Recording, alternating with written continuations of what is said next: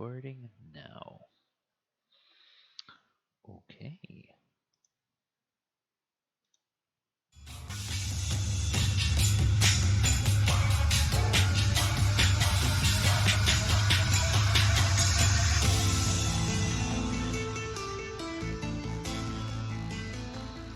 Hello, everybody, and welcome to Monster Monday. I'm your host, DM Gallibond, and that was a little bit of Baba Yaga by Kevin MacLeod. You can find all of his compositions that he makes available over at incompetech.com. Like I said, I'm DM Gallibond. It's Monster Monday for April 27th, 2020, and tonight we are talking about the ape.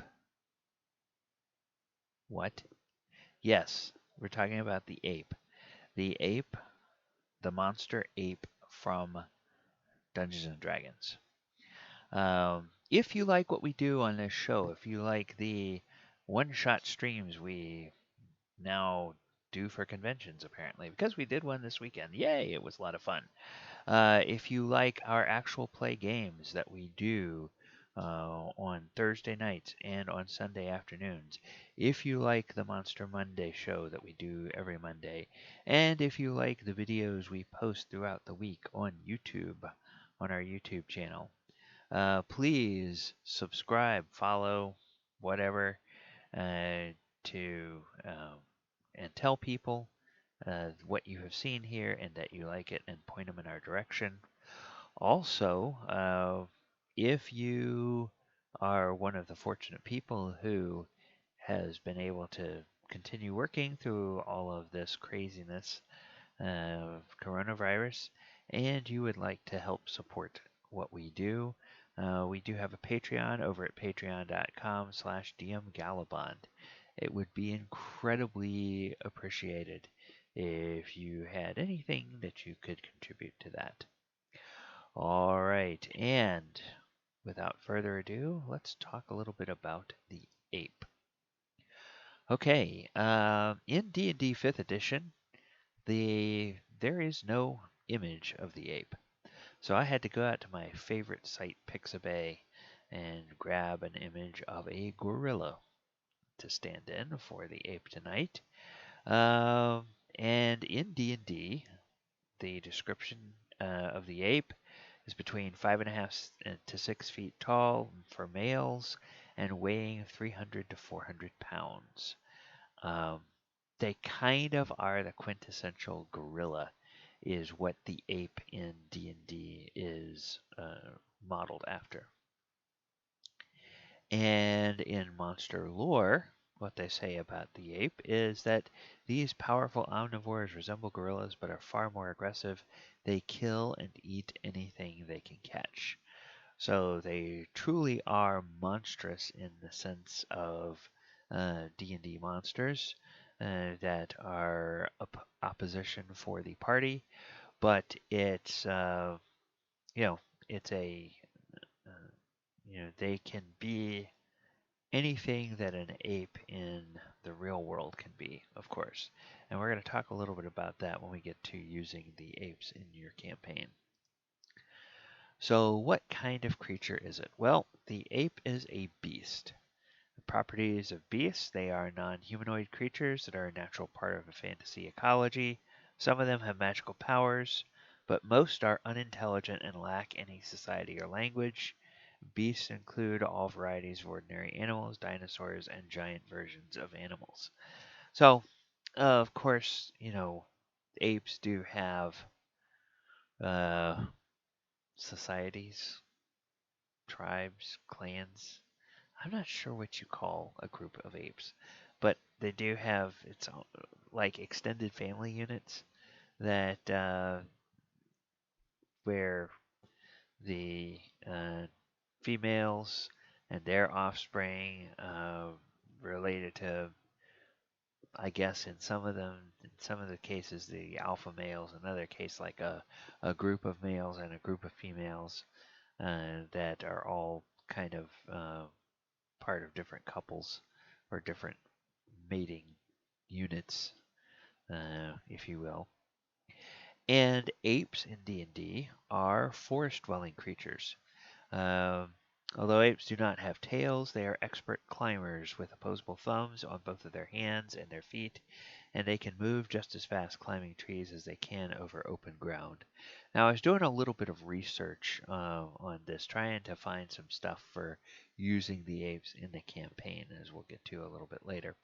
And doing some study of real world apes, there's a special kind of ball and socket that their shoulders have that make them especially adapted to climbing in trees because uh, they they can move their arms up above their heads even more easily than humans can because they're because of the way their shoulders and their shoulder sockets and joints are put together, and all the musculature throughout their chest and upper arms.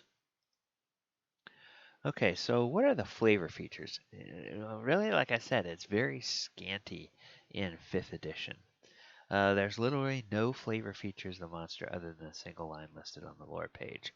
However, apes in the real world comprise all tailless primates, including chimps, gorillas, bonobos, and more.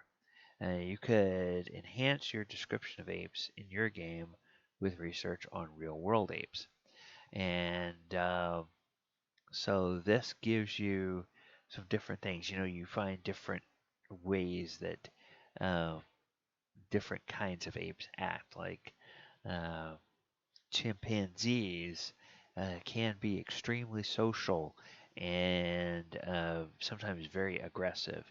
Gorillas, for all their size, tend to be really shy and retiring unless you go messing around with their young or harassing them or startling them. Then, okay, it's a bad idea. And orangutans and uh, bonobos and these other apes, they all have their own kind of species specific uh, characteristics of the way they behave or the types of things that they do, the types of diet and all that kind of stuff that they have, and their level of curiosity and their level of tool use and that kind of stuff. So you can throw that into your game when you are talking about a particular series of apes or a particular set of apes that your PCs will encounter.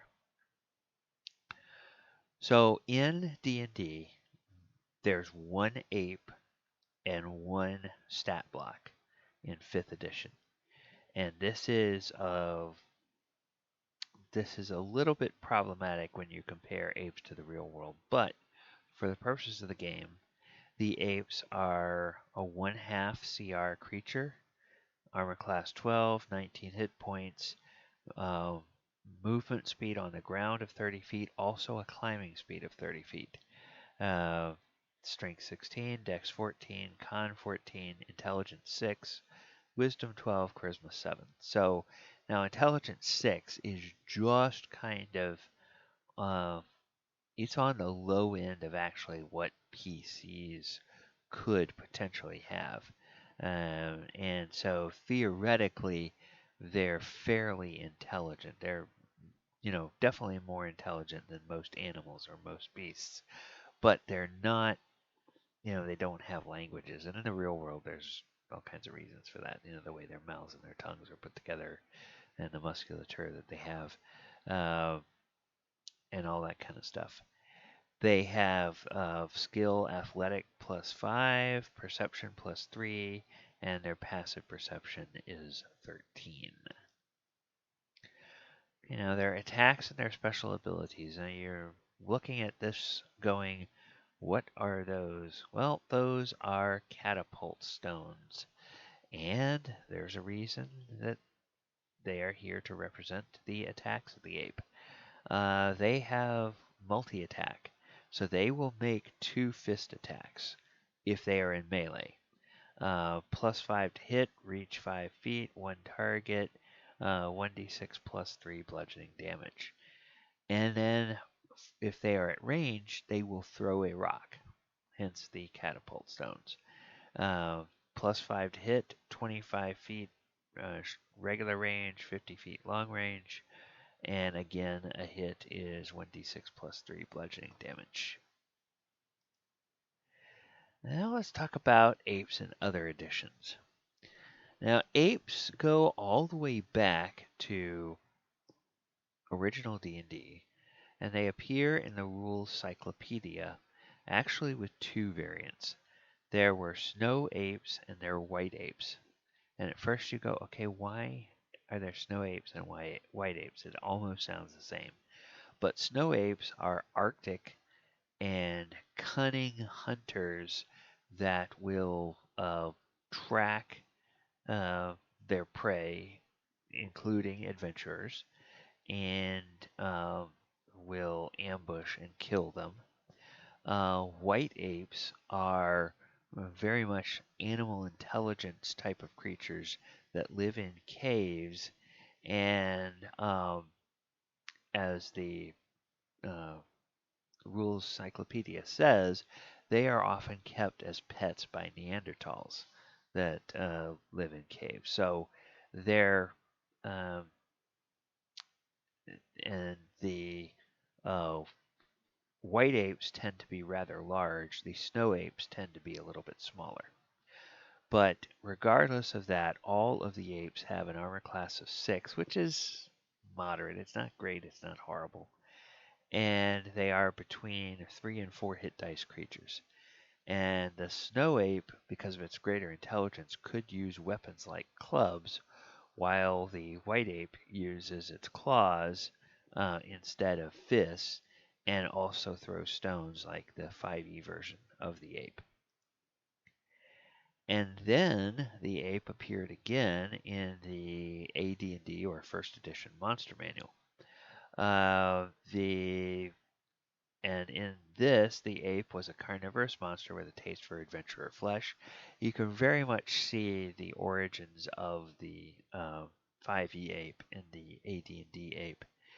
It retained armor class 6, and it became a 5-hit dice monster. Attacked with its hands and could deal extra damage if it hit with both hands. It's also a very cunning hunter and could surprise a party in ambush style attacks. Now, this image here is from the First Edition Monster Manual, which you can find over at the DM's Guild. Okay, now how could you use apes in a campaign? Well, this is where we get into a little bit of story time. Story time. Let us cast our minds back to 2007. And in the summer of 2007, I had the great privilege of taking a trip to Africa with a group of people. And one of the things we did while we were there is we went on a photo safari in Zambia. And during our photo safari, we stayed at a lodge which was on the edge of the game preserve. And one of the groups of creatures that had run of the lodge grounds was a troop of baboons. And when we first got there, they have an orientation for everybody, and the caretakers say, okay, uh, be aware that during the day and even at night, baboons will be around, and you don't want to encourage them. You don't want to give them anything. You don't want to interact with them because they are wild animals. And when you see a baboon up close and you see how large its canine teeth are, you realize, yeah, okay, I don't want to get too close to that thing because it could do a real number on you if it got mad at you and bit you. They are so one day, I think it was actually our first day that we were there. Um, this gives you an insight into baboons and sort of their territorial nature and their um, the way they show their, I guess, dominance to people who come into their territory for the first time. So as we were there, we were going to have this nice big picnic lunch out under this huge pavilion. and all of the staff of the lodge was out, and they were all armed with basically noisemakers. It looked like they were clubs, but they had these like little plastic things on either side, and they would slap these clubs against their thighs and would just make an awful racket. And if the baboons got too close, they could slap that thing a few times, and the baboons would get startled and they would run away. And so we were setting up for the lunch and everything, and all everything was going well. And then somebody asked a question of one of the guards. So the guard uh, turns his face away from the baboons that are sitting out there, and starts to answer the question. And when he does, the matriarch of this troop, the female lead, I guess, if you will, uh, the queen, if you will, of this troop, she starts galloping towards the pavilion, and she races right by that guard who's not paying attention, races right up to this table where all of us are sort of getting stuff ready and starting to get situated. We haven't all sat down yet. And she bounds up onto the table, and there's this big mountain of sandwiches there. She reaches out, she grabs a sandwich in one hand, she turns around and she runs about 15 or 20 feet away, and then she sits down and turns around and just glares at us and starts taunting us while she's eating our sandwich. And it's like, I got your food. This is my territory. you know, you bring anything in here, this is mine. That's sort of the message she was sending. And then she was um, doing a very exaggerated, like showing us as she was chewing. Uh, it was a very strange display of sort of animal behavior, but it's just sort of that's probably like, no, our troop owns this area. You're invading. You bring anything here, you better give some of it to us. It, that was sort of the message. It was hilarious. So why do I tell that story? It's a great thing you can do in your campaigns if you have a low level party and they're having to traipse through the wilderness. They're having to go through some forest. Well, throw a group of apes in there.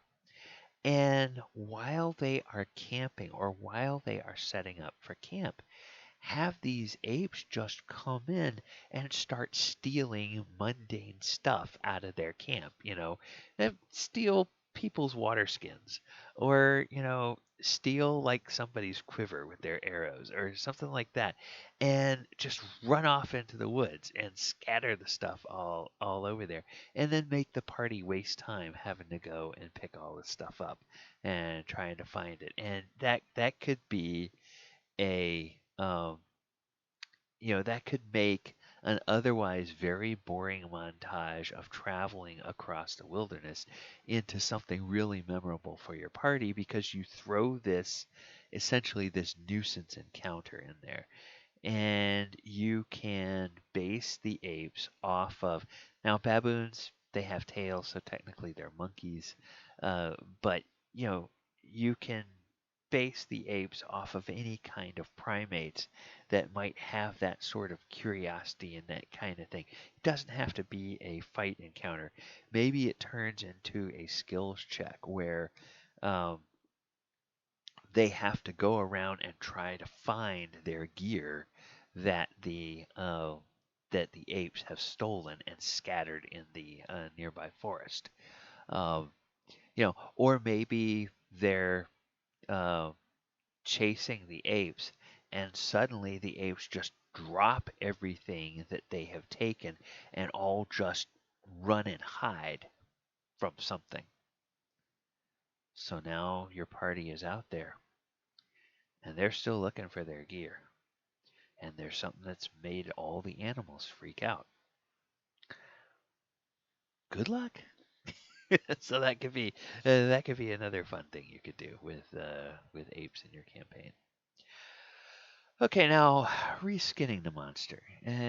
Apes come in a variety of sizes and shapes and um, fur colors and all that kind of stuff.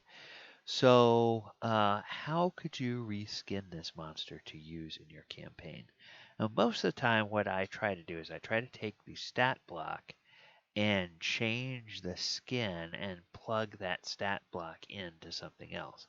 This time I want to do something a little bit different. I want to take the stat block and retune it so that you can have your apes represent chimpanzees, or they could represent orangutans, or they could represent bonobos, or they could represent gibbons, or they could even represent baboons. So we're going to take a look at that. Um, how that is. I am going to uh, transition over to this. And we'll talk about some of the things you could do for each of these monster types. Okay, so here is an orangutan, close up of orangutan. And it's just, peeling a banana with its foot and, having a good old time up there. So with an orangutan, it might have a similar armor class um, and maybe a similar strength, but probably not as many hit points as a gorilla because orangutans may stand about the same height, but their body mass is a little bit smaller. So, constitution wise, they may not be quite as beefy as a full blown gorilla is. And then the gorilla, of course, uh, you might look at the stats of a normal ape and you might say, wow, yeah, that seems a little bit on the light side for a gorilla. So maybe you actually bump the stats up a little bit to be a gorilla. So maybe you give it a few more hit points. Maybe you add another point of strength or so to that, and see how that looks and how that works out. Then for chimpanzees, okay, chimpanzees, with them you could very easily. Um, they may not have as much constitution because again they're slighter and they're physically smaller than a gorilla is or an orangutan, but they are smarter, right? I mean, um, I think most primate scientists would say that chimpanzees are slightly more intelligent than most other primates, and uh, up to and including some humans. Uh, chimpanzees have more intelligence than some humans, and so um, they use tools, so you might have them being uh, like a little bit more sophisticated or having a little bit more sophisticated type of culture if you're using chimpanzees in your game as the apes that your party is encountering. And then you have the gibbons, and the gibbons they're they're in stature they're maybe half the height of a gorilla, and of course they're just all arms and legs. They're very delicate. So they probably have fewer hit points. They would probably have um, lower constitution, but because of their agility and how nimble they might have an even better dexterity. So you might take a couple of points out of their con and add a couple of points to their dexterity, which would probably give them a slightly better armor class than the normal ape or than the gorilla would have, or even possibly the chimpanzee. And then, of course, you have our boys and girls, in the baboon troop. And the baboons, they are extremely social, and they're incredibly curious. And as I said, in the real world, they seem to be somewhat territorial.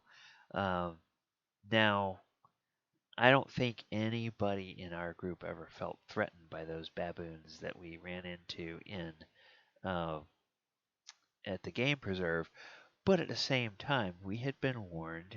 Yes, they were young, and it's like, okay, remember, don't ever get too close to a young wild animal, especially when its mother is anywhere around. So, it's like you don't approach a young baboon, even if you can't see where its mother is, because if its mother comes looking for it and sees a big dumb human walking close to it, okay, yeah, that could be really, really bad for the big dumb human. Uh, and before it's all over. So the baboons can be very social, very curious, very um, interactive, and whatnot. And they might be the ones that would come in and just destroy a camp by simply taking a bunch of stuff and running off into the forest with it. So those are some ideas, some things that maybe you could do with your with apes if you are going to use them in your campaign, or you're going to reskin them. All right, so let me just double check here. Let me see if we have any questions. Do we have any questions from the viewers tonight on the apes? Any things you would be thinking of doing with them in your game? Looks like we do have a viewer on, but I'm not seeing any questions. All right. Well, in that case, I am going to go on and go ahead into the wrap up. And I'll just remind you that I have been your host, DM Gallibond. Tune in on this Twitch channel, twitch.tv/Gallibond, on Sundays at 2:30 to watch The Walker of Waterdeep, on Thursday nights at 8 p.m. to watch the Essentials game, The Dragon of Icespire Peak, Mondays to watch Monster Monday, and then the other days of the week we have content that goes up on our YouTube channel, where we look at different aspects of the game throughout the week. And if you love what we do, please follow our channel. Please subscribe. If you're finding this on YouTube, ring the bell so you're notified when new content goes up. And if you follow us on Twitch, obviously you'll know when we go live. And I hope that you guys have a wonderful, wonderful week. And I'll just remind you at the end of the day to watch out for the monsters under the bed. Good night, everybody.